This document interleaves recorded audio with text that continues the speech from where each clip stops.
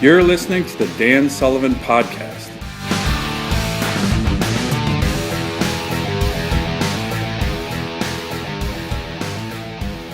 I'm Dan Sullivan, and this is my inaugural podcast, and I'm very honored to have an Alaskan who needs no introduction, who we all know and love, but my first guest on my first podcast is the one and only Congressman Don Young.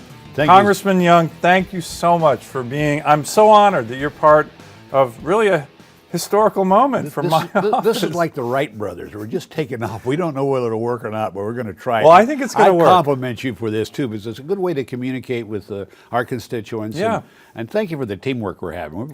We had a pretty good year this year. We've had a good year, and it's been a lot of fun. Good. And, well, listen, I want to, talk about having a good year. You are somebody who clearly has a reputation of getting a lot of things done in this town. Alaskans know it, but one of the things that I've seen in my first year in the Senate is everybody in D.C. knows it. Don Young gets things done. But I think, one thing is a lot of Alaskans don't know all about your history, which I really want to talk about for a little bit. How you came up to Alaska, when you decided to run, how you ended up in Fort Yukon. You were a riverboat captain. Can you tell us a little bit about the Don Young story, starting way back? Now, let's not go too far back. Well, it might go a long ways, but really, Dan, I came to Alaska because of I was raised on a ranch in Northern California, and that was the good old days where your father decided you were a hired hand when you were 7 years old, and it used to get about 110 degrees, and I used to have dreams. I read a lot, even then, and I read a lot about the I call it the wild, the snow, the dog team, the catching the fur, and everything else. Because it get about 110 degrees, and that was hot. And I used to dream of a place cold, and no snakes, and no poison oak. And as I went through high school, and then I went to the military and got out and finished my college degree. Now, when did you serve in the military? I served 1953-54. In the Army? In the Army. All I was right. drafted. That's another story. That was an interesting story. But I was drafted and went to the military, got out, finished my degree. Well, it's Memorial Day weekend coming up here, so thank you for your service. I thank you for your service and all those, not only those that have passed, but those that are still in the service. This is very important to us, and I hope it's just not a picnic time. But think about those that have helped defend this country, and I know you will because you're part of the military, and I will too. And my wife is in the military right now. Ann was a captain. I was a private. I really don't like that rank. Forgot about that. That rank is kind of bad. Ann but anyway, was a captain. That's right. When I got out, I got my coaching degree, or whatever you do. I was coaching, but it was still hot. Snakes were still around. Poison oak was still around. And I came home one day, and my dad had passed away. I said, I'm going to go to Alaska. And Mom says, why? I says, cold. There's no snakes. So I went to Alaska. What year was that? 1959. Oh, my gosh. And it was so good. I mean, I got up there, it was cold. And I went far north. I went above the Arctic Circle to Fort Yukon right away. So the initial place where you lived in 1959 when you moved to Alaska was Fort Yukon? Fort Yukon. And I did what I wanted to do. I drove dogs, I trapped fur, I got away from the cold, and sort of the end of that story, which will tie into another part of it, is that I did that for 12 years. And I ran for Congress then and got elected. And I came down here, it's hotter than Hades, all kinds of snakes, two-legged, and lots of poison ivy. So I went from heaven to purgatory right now, so it's different. But that's why I went to Alaska, and I've never regretted it. It's been awesome for me. And how about your family up there? Well, I went up there, and I met my former wife, Lou, and that was a marriage in heaven. It never was supposed to work. Right up front with you, it was called White Manning Out, and 6 months maybe, but it lasted 46 and a half years. And she's got me into this. This is what people don't understand. I was happy running my boat, driving the dogs, catching fur, and she, 1964, you may not know this, but Fairbanks had 7 House of Representative people, and that included everything to Kaktovik, Barter Island, all the way down the Northway. There was 7 that ran at large. And she was very resentful because they would come in on in an airplane and go around and pat everybody on the head, give them a lollipop, ask for their vote, and then we'd never hear from them again. Yeah. And because they had to come out there because it was 2,800 votes. That was the difference between winning and losing. And she said, I want you to run for the House of Representatives in Juneau. And I said, get out of here. She said, I want you to run. So I ran in 64 and lost. And it was a big shock to me. I mean, I don't like losing. And she said, don't worry about it. We'll run in 66 and win. And we did. I was one of 7. In 68, I was #1 vote getter in that of the 7. And then I got very ambitious. And in 1970, I ran for the state Senate against an incumbent, a Republican, and won. And we was a senator, and I hated, all due respect, Senator, I did not like the Senate. All they did was stand around with their hands behind their back and talk. Well, we try not to do too much of that here. Well, that's what happened. And so actually the same thing. She said, you're not happy. You know, I want to get out of this. And I said, I'm not quitting. And she said, well, why don't you run for Congress? We'll never win. Well, I ran, and I ran hard. She did too. And the good part about it, or the bad part about it, we ran hard. We were making, our numbers were going up. And I got a call from Nick Begich, and he said, I don't know what you were friends. He said, I don't know what you're doing. I can't afford to have you get as close as you're getting. And I says, you know, 45, 55 won't count. I got to beat you more because I want to run for the Senate. And consequently, he got on an airplane on October 16th, and we lost him and Hale Boggs and everybody else. And he still beat me. But I ran in the special election and won, and I've won ever since. And because I think the people know what I do and what I stand for. That's how I got here. Well, let me ask, on a personal note, I know one of your supporters back then was a woman named Sally Hudson. Yes. And she just happens to be my wife's grandmother, who is an amazing woman. And I know, can you just talk, and I know this is a little personal, but you know, Alaska's a small state, and we're all in many ways related, so. Sally, I met Sally when I first got to Fairbanks. She was a big supporter of yours. All that, but I met her in the Co-op drugstore. Beautiful woman, absolutely drop-dead gorgeous woman. And I introduced myself, you know, and she introduced herself. And it was a relationship and communication, and we just became very close friends. And I admired the devil out of her. She was just a great mother and a great person. Tough, principled. Tough, principled, and I mean, to her sons and her daughters, it was you either fish or you're in trouble. Oh, I mean, yeah. I saw some of that. I had the honor, privilege of seeing But I some loved of that woman. She was a great lady, and she backed me up more than one way. She actually used to fly an airplane with my wife campaigning. Yeah. They used to go to all the villages, and be Sally and Lou and Pauline Carlo. Right. And I think one other lady, I forgot. They would do the flying. That was the good old days where you'd have to pay for the airplane. Yeah. And they went to about 40 villages, and it worked out well. She was just my hero. Well, I've looked at your first couple years in Congress, and you know, I'm a freshman right now, as you know. And when I think of a freshman as an example of somebody who played a key role not only for Alaska, but for the country, Don Young comes to mind. So can you tell us a few stories on TAPS, on Magnuson Stevens? Boy, I've seen the picture of you. I think it was just your second year in Congress with President Ford debating Henry Kissinger on Air Force One to get that important legislation. Can you talk about some of those milestones that you played such a critical role in? And we're talking, you were second term as a congressman, making landmark decisions, landmark legislation for not only Alaska, but really for the country. Can you talk a little bit about that, particularly as a freshman who looks up to guys who their freshman and sophomore years were really hitting the ball out of the park? Dan, one of the things that happened is the knock on me being elected as congressman is I was from Fort Yukon. It'd take me 2 years to find the bathroom. That was the knock on me when I ran for that special election.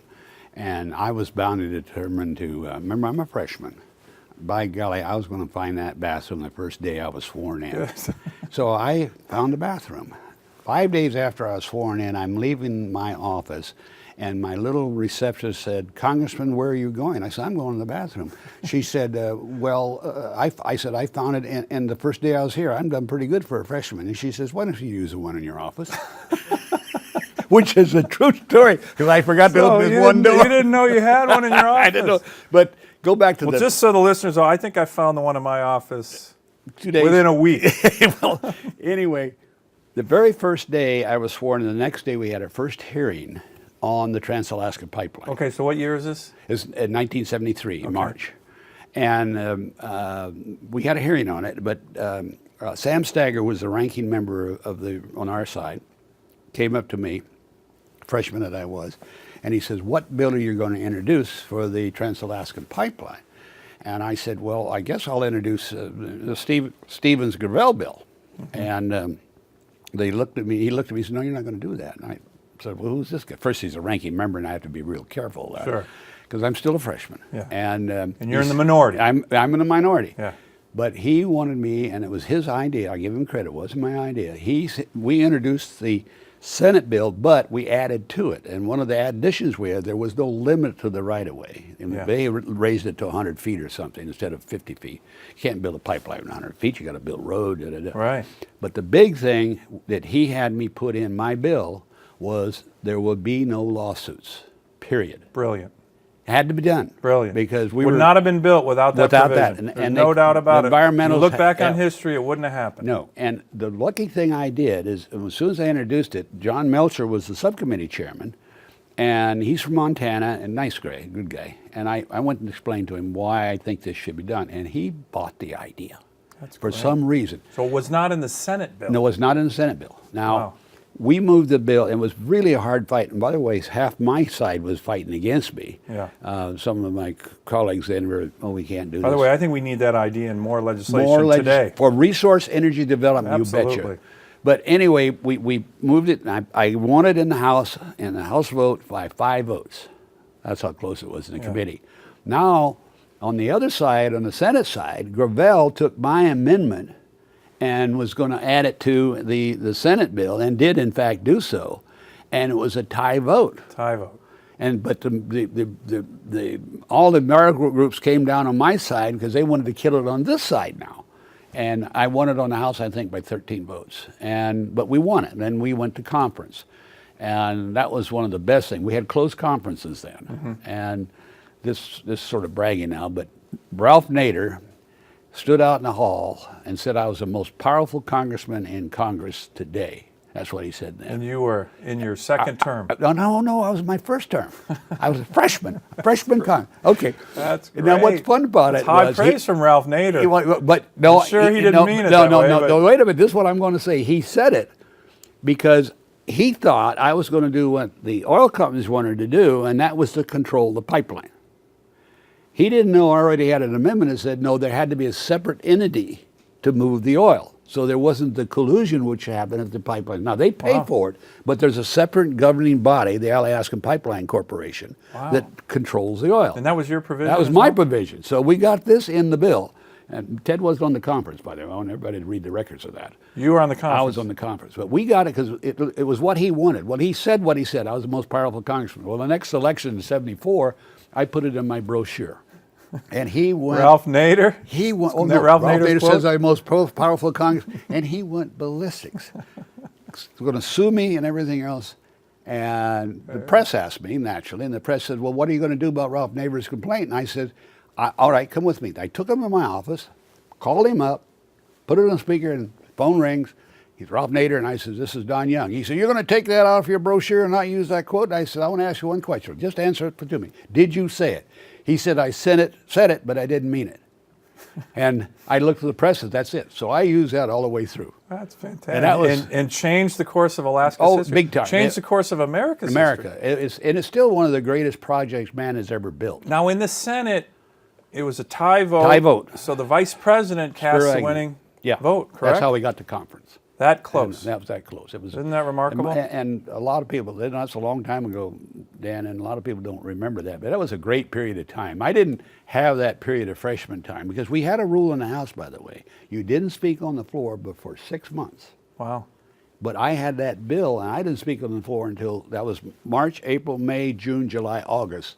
August was when we brought the bill to the floor, and I got to speak on the bill for 5 minutes. That's how I talked. Okay, so let me ask another related one, like I asked earlier, which is Magnuson-Stevens, which, of course, Senator Stevens had a lot to do with. Warren Magnuson from Washington State had a lot to do with it. But Don Young played a critical role. And tell us the story, because I've seen the picture. It's a great photo. You are debating one of the guys who's literally considered at that time, and even today, to be honest, one of the smartest guys in the country, Henry Kissinger, and who was Secretary of State, I believe, at the time, and President Ford on Air Force One. You obviously won the debate against Dr. Kissinger. Tell us that story. Well, first place, it didn't start in the Senate. The 200-mile limit, the Magnuson-Stevens Act, started in the House. It started in the House by Gary Studs, dear friend of mine, Massachusetts, and myself. And so, what do you say the name of the act should be again? No, I ain't going to say that right now. But it shouldn't have been Magnus-Stevens, let's put it that way. But well, I think it's appropriate. But what happened was that we introduced this bill, Gary and I did. And it was my idea. It was really, it was my idea to some degree. I went over to Kodiak in 1970, and there was a wall of lights 12 miles off our shore. Yeah. All foreign vessels catching our fish. And Sure. the only fish we had then was some Wakefield crab and the salmon. But all the pollock was being caught by the Chinese, the Poles, the Russians. I go down the line. Right at the 12-mile limit. 12-mile limit. You can see a wall of lights out, more than the Kodiak. You know? Yeah. And I said, this is wrong. They're doing, and so Bill Egan, by the way, was very instrumental in this too. Governor, he was going to put cannons on the fishing boats to shoot the Japanese out of the water. That's how bad it was. But they were killing us. Right. Well, anyway, we moved the bill, started going, really wrote the bill, and we passed out of the House pretty good. It's called the economic zone, but it was a 200-mile limit, where we have control of the water 200 miles out. Now, we did lose. It's a radical idea. Oh, big radical. Now, all the other nations adopted it. Yeah. Though. That was one of the good things. But since that time. Since that time. So we've led we the led world the on way on the oceans and protected a lot of our and fishing. really changed the economy of Alaska. But we passed the House and passed the Senate, and of course the Senate could name it what they wanted to, and they did.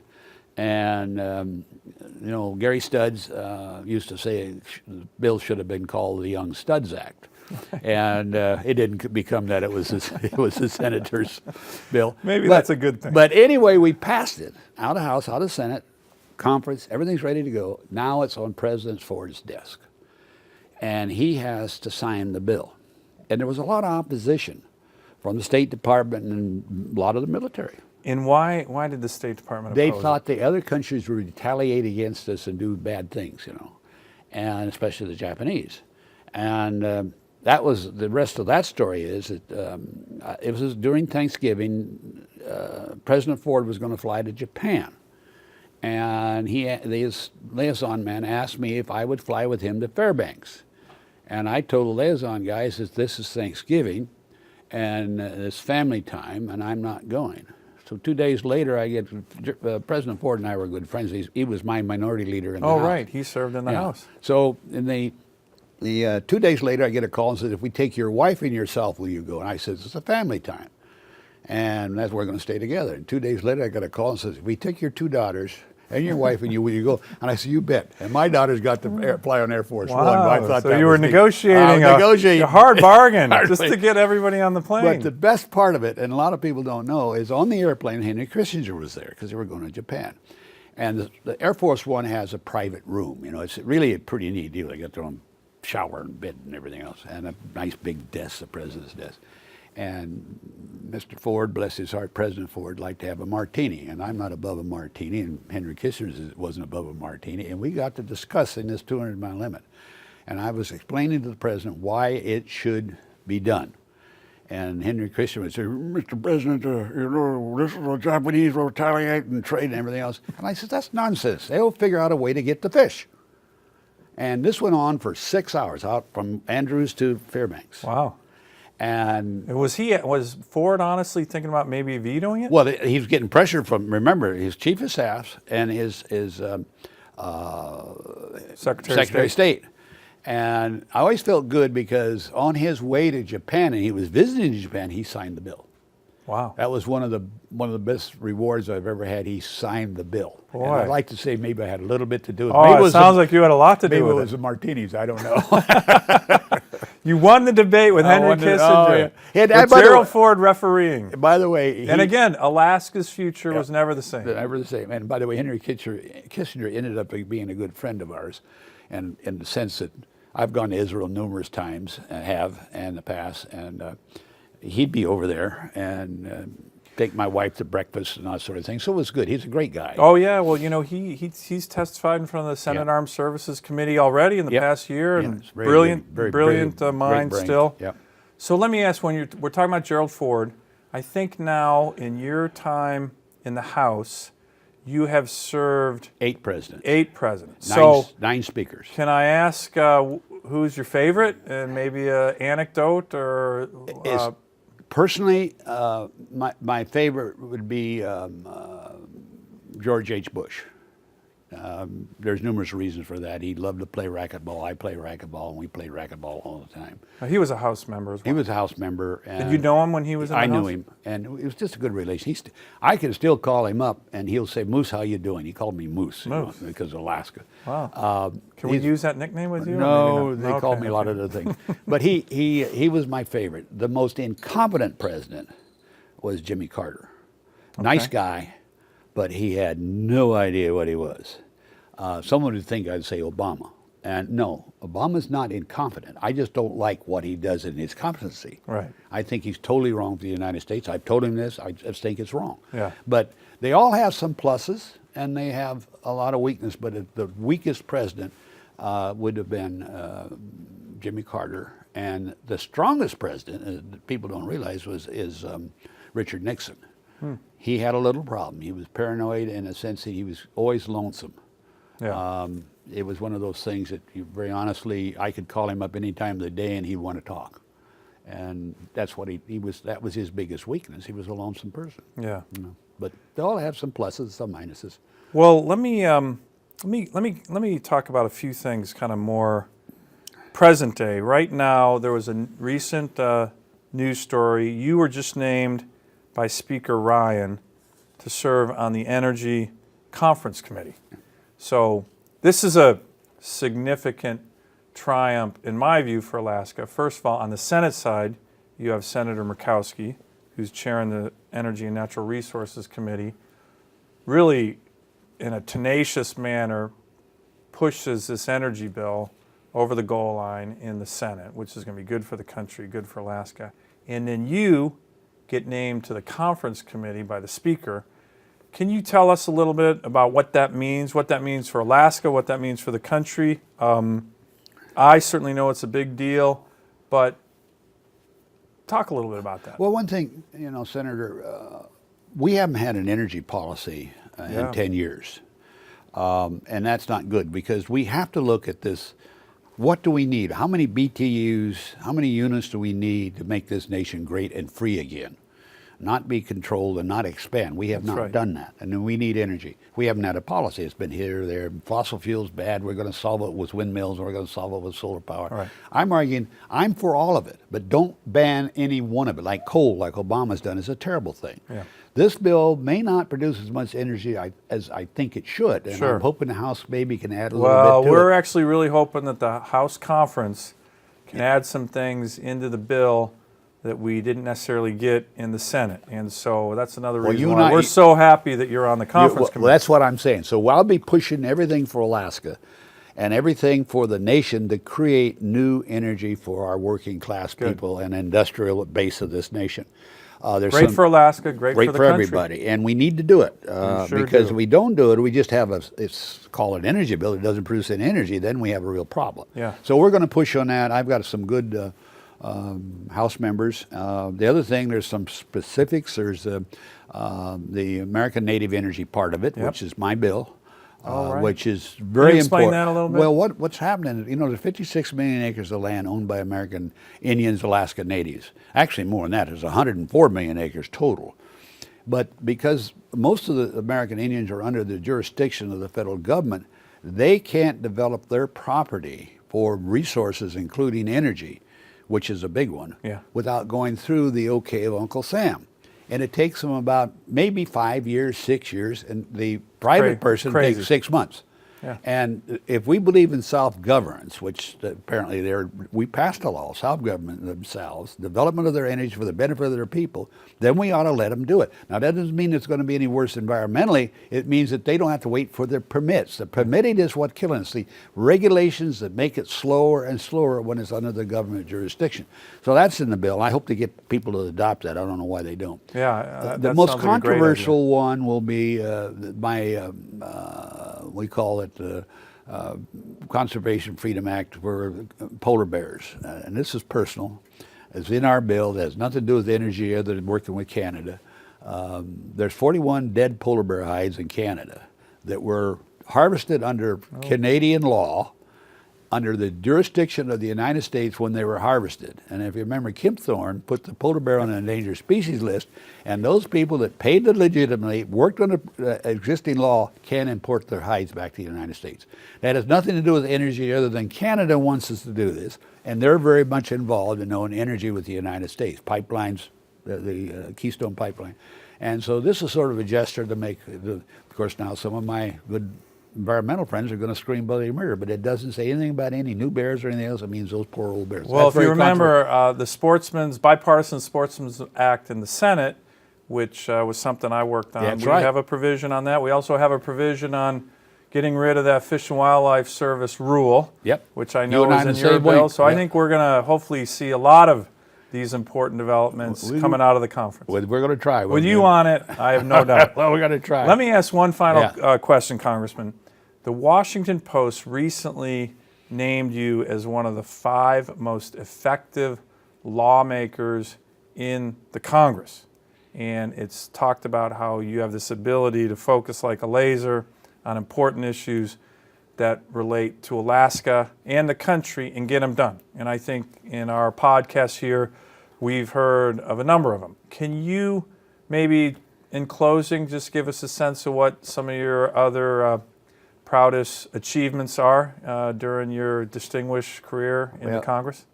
Number one is the pipeline that goes, the 200-mile limit, the 91 Land Claims Act. People don't even remember that, but it allows the native corporations to keep their land. The NOLs, which was a big thing.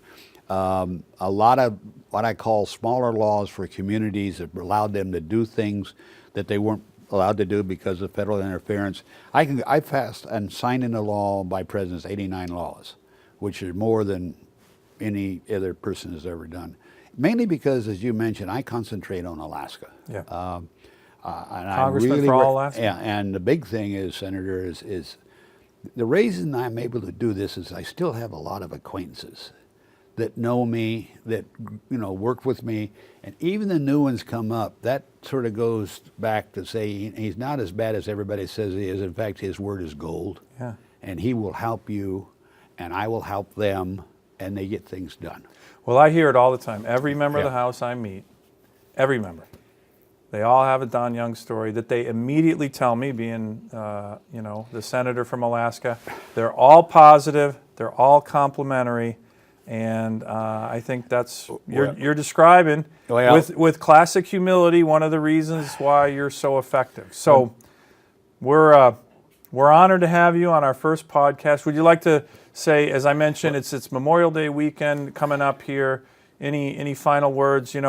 As a soldier and a Marine, I won't crack any jokes about the Army, but any other final thoughts on Memorial Day or any other elements on your distinguished career? I just I happen to believe in the military strongly. Of course, it's important to Alaska, but I want everybody to know they're not in the military, to respect their ability and what they've been able to do, and they're working under very trying times now.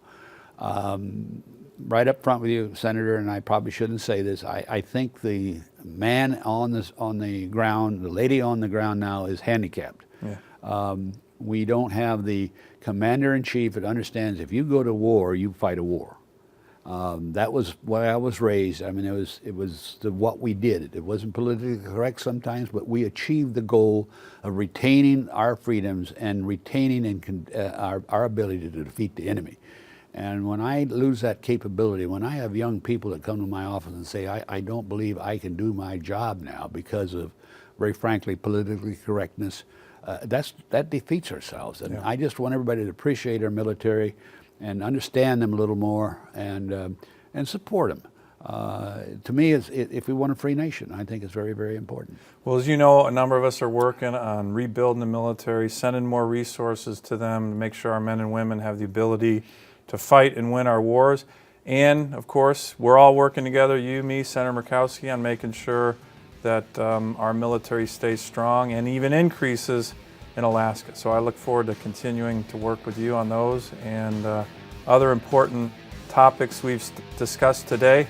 And I want to thank everybody here for listening. Our first inaugural podcast. And of course, couldn't have had a better guest to begin this series of podcasts with the very distinguished Congressman Don Young for the great state of Alaska.